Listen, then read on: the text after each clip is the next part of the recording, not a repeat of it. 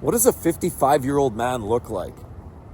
Possibly a little touch of gray, a few wrinkles that you never had 30 years ago, possibly a little extra meat around the midsection, and most importantly, just not in the condition. Clearly looked a little older than you did when you were in your 20s and 30s. Is that what a typical 55-year-old looks like? Well, only if you're looking from the outside. But what about what's going on inside? What does a 55-year-old person actually look like? Welcome back to The Hustle, everybody, and welcome back to The Grind. And a very interesting conversation today because there's been lots of references about this. And I see there's a lot of interest in the very topic about what a typical 55-year-old man should look like. Should he have some gray hairs, maybe no hair at all, maybe a little extra weight? Whatever it looks like, there's this preconceived notion that we all have what a 55-year-old person looks like. The bottom line in reality is none of which are entirely true, because there is truth in every one of those, and every one of those thoughts that we all perceive as what a proper 55-year-old man should look like. Some of it's relevant and some of it's not. But I saw something on the weekend, and I was out walking around, and this brings to light what a 55-year-old person looks like. If you probably noticed in my journey in this last almost going on 2 years now since I've been retired, is there's an overall change in me. Of course, yeah, I've aged another couple years, but I mean, there's more than that. It's more than the obvious visual aspect. As we age, obviously there's the exterior, the wrinkles and the weight and the hair loss and all of those things that a lot of us experience, but it's not about that. See, because when I was out on the weekend, I was out and about, and I've seen this a couple of times. I was out shopping around, and guess what? I stumbled across somebody I used to work with.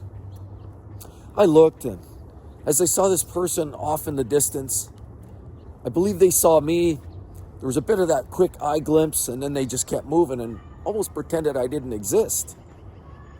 And that's 100% fine, because the first thing that came to mind for me was, look at the anguish on the eyes and the expression of that person. Look at the intensity, the motivation to get from A to B, because it was quite clear they were very much in motion and in a hurry. And that's the key. That's the point that I want to make. What does a typical 55-year-old look like? Well, it all depends on one major factor. Are you working? What's your focus in life? I mean, as we age, we start to realize what actually matters more.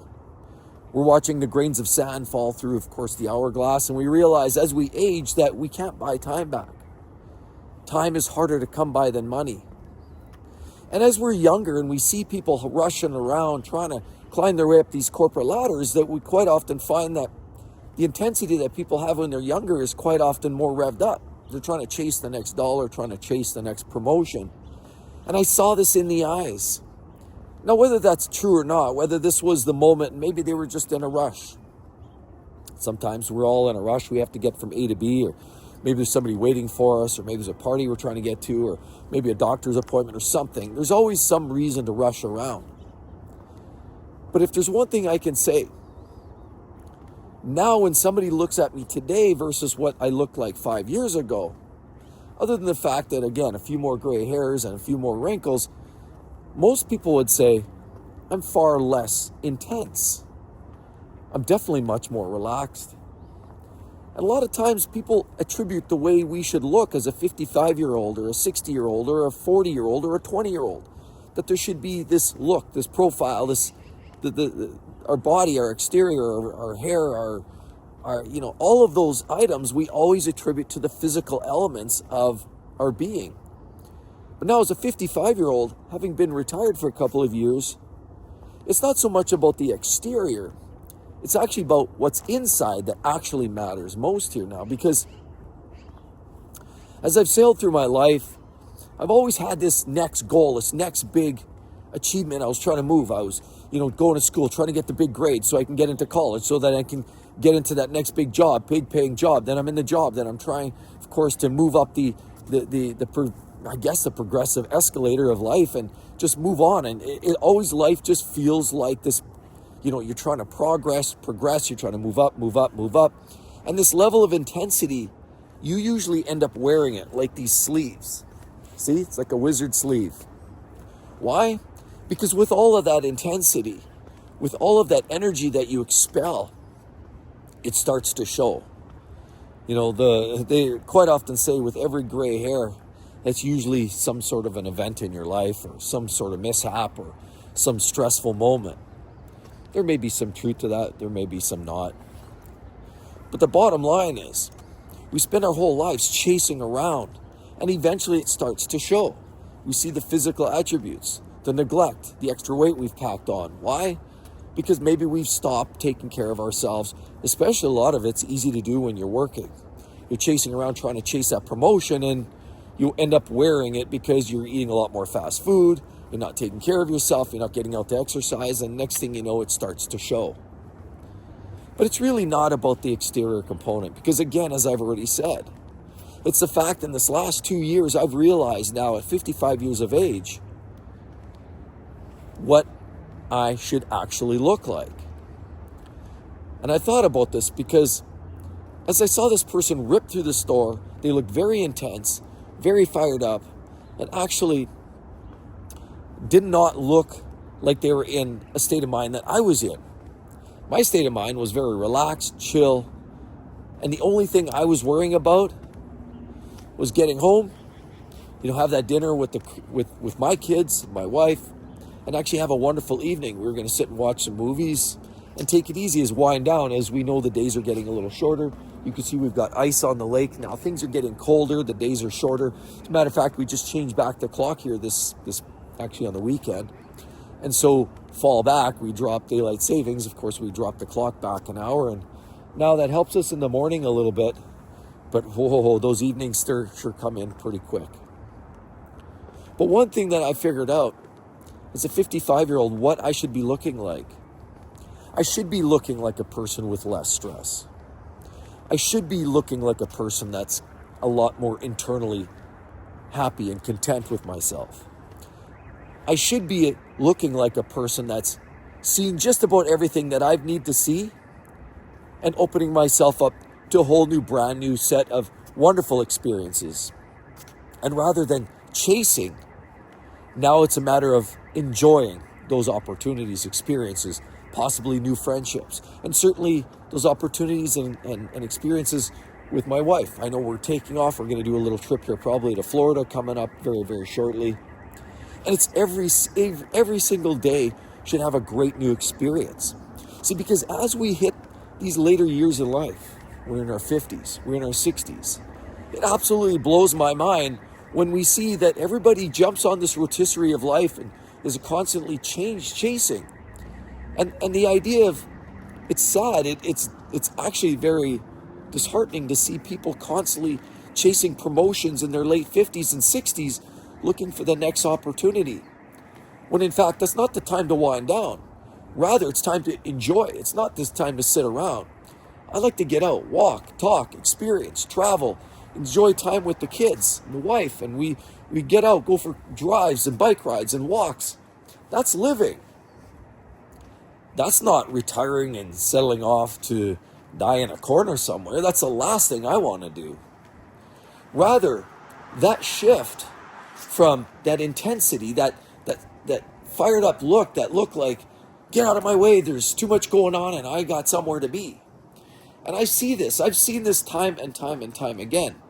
And a lot of people I used to work with. It's quite interesting because some of the folks I've actually come across, and there's been a few, in the last couple of years, I've actually ran into a few people that I actually do, that are still working there at the same organization. And many of them just look like they're still fired up, still energized. And I like that. I like that fire. I like to see that. But I also equally like to see the fact that, wait a minute, do you have a plan? See, because without having a plan, and this constant chasing and jumping on the merry-go-round of life and constantly just watching every year go round and round and round, and like when you're sitting on a merry-go-round or a Ferris wheel. You ever, as a kid, you were on a Ferris wheel, right? And you'd ride on that Ferris wheel and you'd be on that one horsey. And the Ferris wheel goes round and around, and your parents are standing out on the other side of the fence. And your parents are watching you as this thing goes round and round. And every time you cycle around, you're trying to see where your parents are, and you wave them. Then you go around, and you see your parents again, and you wave to them. Then you go around again, and you see your parents, and you wave to them. And then you go around, but this time it's different. Your parents aren't there where you thought they'd be. See, because that's life. You don't know, as we go around and around and around on the Ferris wheel of life, you don't know when that day comes that your parents or your friends are no longer standing there waiting for you. Now, in reality, this is an analogy, and sometimes your parents just move and go to the exit or possibly go get a hot dog and wait for you to come off the ride. I get it. That's the reality. But coming from a little bit more of a high-level thought process, as we cycle around and around, that day will come that they're no longer there. And see, chasing the dollar, chasing the careers, chasing that next big opportunity takes you where? Nowhere. Circling around and around and around and around, and that just never ends. It's the Ferris wheel and the merry-go-round of life. Taxes, work, input, and it just does not change. And we all need to do that at some level. Do it long enough to put some money in the bank and set yourself up for a future of a glorious life, whether it's retirement, set up a little business or a side hustle, whatever that looks like. But getting on that merry-go-round and being subject to the boss's next performance review is just not necessarily the best thing for life. And I see this time and time again, these people that are constantly chasing and chasing and chasing with this intensity and this look in their eyes, wearing the way they look on their sleeves.